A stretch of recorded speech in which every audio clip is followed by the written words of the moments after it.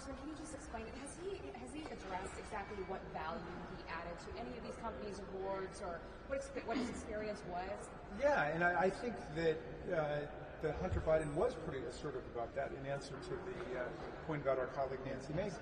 He said, look, I'm a graduate of Georgetown. I went to Yale Law School. He has served on multiple corporate boards. He's been involved in lots of business.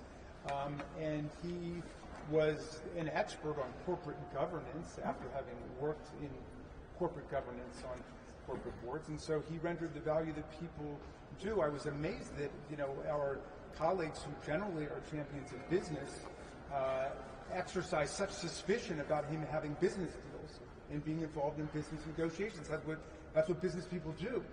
So, you guys can listen to Hunter Biden and talk to him. He's a very smart and lucid guy who had a terrible struggle with addiction, and he'd be the first one to tell you he did some really stupid things, but he said to us, and I think he's saying to the country, his mistakes are his own, and they should not be laid at the footstep of his father, much less transmuted into high crimes and misdemeanors against the union. But if he had an addiction, then why sit on some pretty serious boards of pretty serious countries?